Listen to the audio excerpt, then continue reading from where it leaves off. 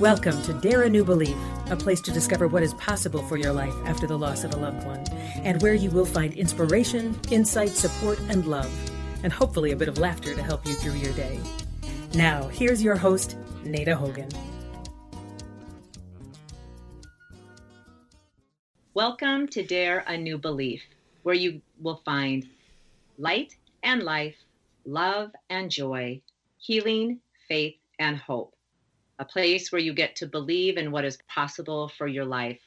And today I have the great honor and privilege to have one of the dynamic duos with me, Gail Zelitzky. Gail is a lifelong entrepreneur, the previous owner of 2 multi-million-dollar companies. For the past 20 years, she has coached business owners, their teams, and groups to practice creative leadership. 2 years ago, Gail began Wonder Women Mastermind. And now, at the age of 78, she is excited to work with women in various stages of transition to reimagine life as they age. Gail is an author, speaker, mentor, and recipient of numerous awards, including the David O. Justice Alumni Award in 2019 from DePaul University's School for New Learning. Welcome, Gail. Hello, Nada. Thank you for having me. Oh, I am so thrilled to have you. I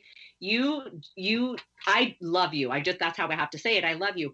I met you when your son, Steve Olsher, was doing the New Media Summit, and then I had signed on and did some programs with him. And you were actually one of my coaches.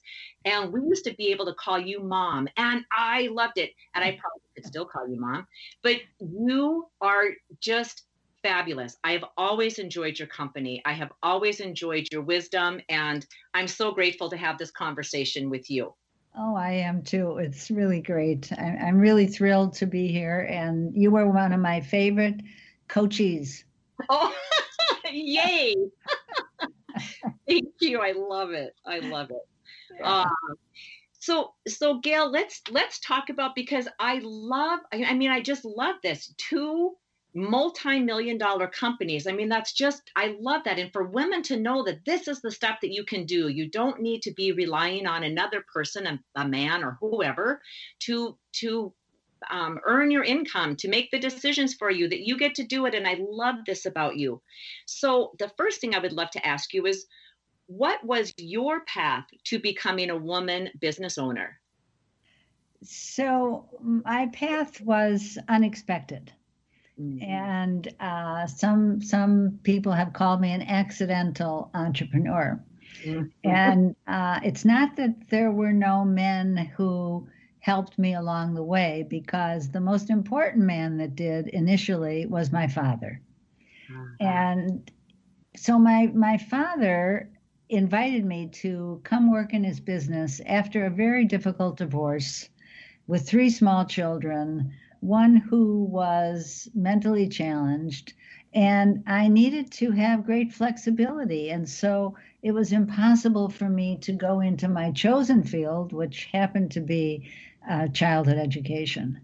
And so I was grateful to be able to join him in his company. It was in the 28th year of his company that I began working with him. I had always loved his business as a child, and I have fond memories of running around attic offices and sitting on beer kegs as he conducted business. Oh. But women were not considered to be anything when I was young and growing up, other than nurses and teachers, and it was unusual to go into any other field. And so when I started working with him, it was a great honor on my part. He was extremely creative. His business was in the liquor industry, and we franchised independent retail liquor stores. And I had the opportunity to really learn about what it meant to run a business with him. In fact, I say I got my doctor's degree from working with him. He was extremely creative. And And so I worked with these independent retailers. Many of them were immigrants who had come here from their countries to find, they out of oppression, to find a way to raise their children. And so retail stores were a good way for them to do that. And retail liquor stores happened to be a very good business. And so they would go into it in order to raise the funds so their children could go to college and have good lives for themselves in the United States. Mm. It was a fascinating journey to learn about where they had been and who they were, and it was there that really my love for entrepreneurial independent business owners began, and small business owners. So I became COO of that business 4 years after I joined my father. Pretty much ran it on my own. We built it up to be a multi-million-dollar company, and it just was a great experience. So that's how I got into business in the first place. Wow. Wow. That's awesome. That is such a fabulous story. I had no idea. I love that. So from there, how long did you stay in the business with your father? I would imagine somewhere along the line you sold it or something shifted because you became a business coach and specialized in small businesses. Yes. I've always specialized in small businesses, but I did not first become a business coach after we sold the business. We sold it in 1994. Unfortunately, 3 months later, my father passed away. And so he never got to enjoy his retirement. But Steve Olsher, who we mentioned, my son, he had been working for me for 5 years. And so when we sold the business, we decided to start another business in the liquor industry together. And that was Liquor by Wire, liquor.com. And that was a very unique, creative business. We pivoted from working strictly with liquor stores to building a network of liquor stores around the world that helped us deliver, much like the FTD concept, helped us, the FTD, Flowers by Delivery, helped us deliver gifts of alcohol beverages. And in just 4 short years, we built that business to be a multi-million-dollar company. And we worked with distilleries and wineries and breweries. We created a very unique catalog. We had corporate clients and individual clients, and we were one of the first 500 merchants online to deliver, to be selling our wares. Oh, wow. That was quite a new experience. Yes, absolutely. No kidding. Oh, my gosh. Yeah. And then, we kept trying to get funding, Nada, because we knew we wanted to grow the business. And it was very expensive in those years. That was in the late 90s to create a merchant program online. All the things we take for granted now were very, very expensive to do then. And so we had trouble getting funding because of the nature of the business. We were in the alcohol beverage industry. And so people were reluctant to invest in us because they worried about all the laws. Every state had a different law when it came to alcohol. Oh. And so someone wanted to take us public. The New York agent approached us and said, this is the perfect company to take public, and we'd love to do that. And we greedily accepted, and we started working on putting everything together. We ramped up to 23 people. We had built our multi-million-dollar company on just 4 people. Wow.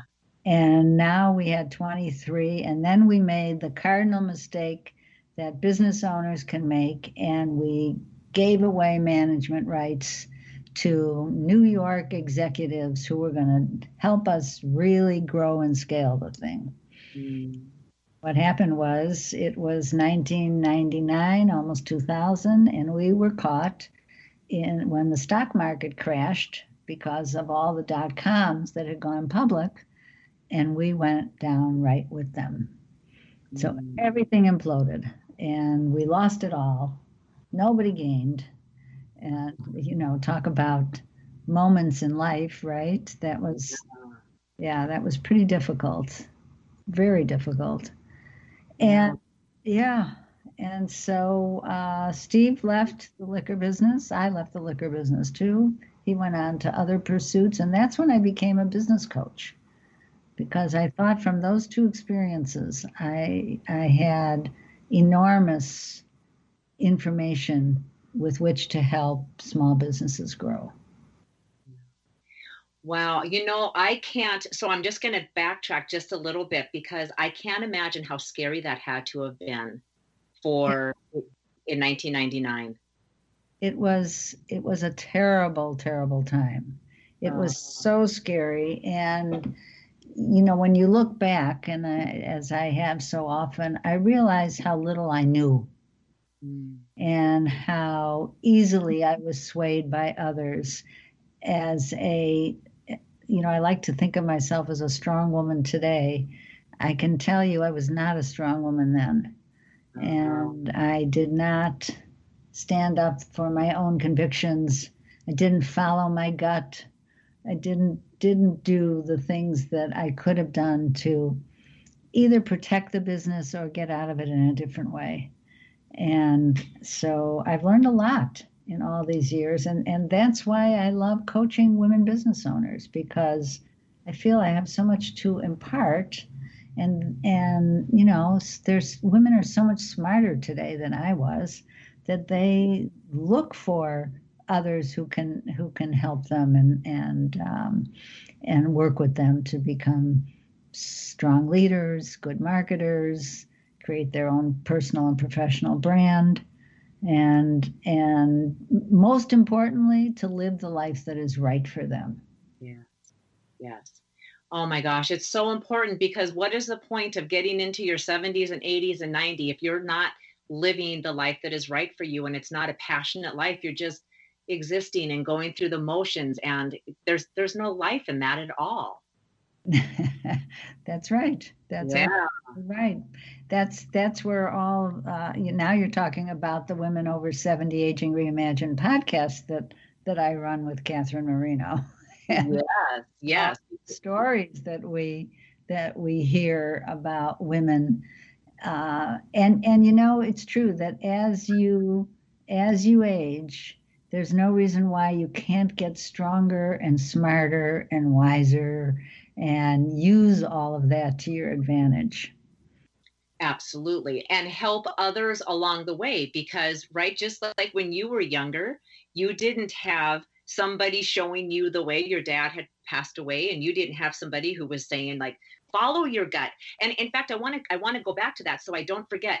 You knew, I'm assuming that you knew, even though you were easily swayed, there was a part of you that probably knew in your gut, like, I don't know, something doesn't feel right, but you overrode it. Is that's correct? Yes. Yeah, that's exactly right. That's exactly right. I mean, don't we all have those moments when we don't listen to our gut? Yeah. And it takes us it takes us down. We have to have the courage to believe in ourselves. Mm-hmm. And when bad things happen, as you know, that's when we have to listen to ourselves the best, the most. Absolutely. And I imagine when you're coaching small business owners and women, that's one of the things that you're instilling with them too, is to listen to that gut knowing, because and stand on your own convictions, that you know what's best for you, no matter how illogical it could seem to somebody investing in your company is like, like, this is